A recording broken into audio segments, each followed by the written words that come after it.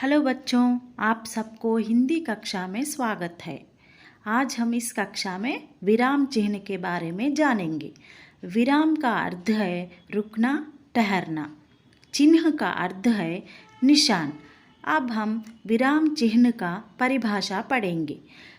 विराम चिन्ह का अर्थ है ठहराव, विश्राम, रुकना। अर्थात वाक्य लिखते समय विराम को प्रकट करने के लिए लगाए जाने वाले चिन्ह को ही विराम चिन्ह कहते हैं।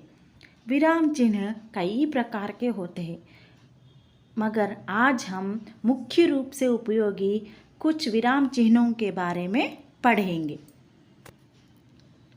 उनमें पहला विराम चिन्ह अल्प विराम यानी कामा। जहाँ थोड़ी सी देर रुकना पड़े वहाँ अल्प विराम चिन्ह का प्रयोग किया जाता है। अर्थात एक से अधिक वस्तुओं को दर्शाने के लिए अल्प विराम चिन्ह यानी कामा लगाया जाता है। कुछ उदाहरण देखेंगे। राम, सीता, लक्ष्मण और हनुमान ये सभी भगवान के रूप में पूजे जाते हैं। मेरे भारत में पहाड़, झरने, नदी, खेत, इमारत आदि चीज़ें देखी थी। दूसरा पूर्ण विराम फुल स्टॉप। जब वाक्य खत्म हो जाता है तो तब वाक्य के अंत में पूर्ण विराम लगाया जाता है। उदाहरण, राम खाना खाता है, मोहन स्कूल जाता है।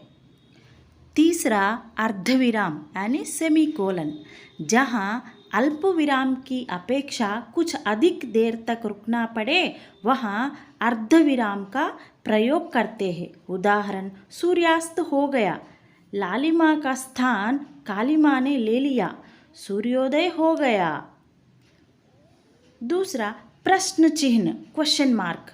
प्रश्न चिन्ह का प्रयोग प्रश्नवाचक वाक्यों के अंत में किया जाता है। उदाहरण, वह क्या लिख रहा है? ताजमहल किसने बनवाया? अंत में हम क्या लगाया? प्रश्न चिन्ह लगाया। और एक विस्मयादिबोधक चिन्ह इंटरजेक्शन। विस्मयादिबोधक चिन्ह का प्रयोग वाक्य में हर्ष, विवाद, विस्मय, घृणा, आश्चर्य, करुणा, भय इत्यादि का बोध कराने के लिए किया जाता है। अर्थात इसका प्रयोग अव्यय शब्द से पहले किया जाता है। अब कुछ उदाहरण पढ़ेंगे। हाय, आह, छी, अरे, शाबाश।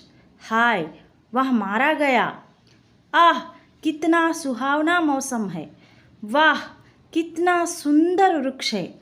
इसके वाक्यों के अंत में विस्मयादिबोधक चिन्ह लगाया गया है। और एक अवतरण या उदाहरण चिन्ह इन्वर्टेड कामा। किसी की कही हुई बात को उसी तरह प्रकट करने के लिए अवतरण चिन्ह का प्रयोग किया जाता है। उदाहरण, तुलसीदास ने सत्य कहा है, पराधीन सपने हो सुख नाही। जयशंकर प्रसाद ने कहा है, जीवन विश्व की संपत्ति है। राम ने कहा, सत्य बोलना। और एक योजक चिन्ह हाइफन। योजक चिन्ह का प्रयोग समस्त पदों के मध्य में किया जाता है। उदाहरण, सुख दुख, लाभ हानि, दिन रात, यश अपयश, तन मन धन। देश के दीवानों ने तन मन धन से देश की रक्षा के लिए प्रयत्न किया। और कोष्टक चिन्ह। कोष्टक चिन्ह का प्रयोग अर्थ को और अधिक स्पष्ट करने के लिए शब्द अथवा वाक्यांश को कोष्टक के अंदर लिखकर किया जाता है। उदाहरण, विश्वामित्र क्रोध में कांपते हुए, ठहर जा। धर्मराज युधिष्ठिर सत्य और धर्म के संरक्षक थे। धन्यवाद बच्चों।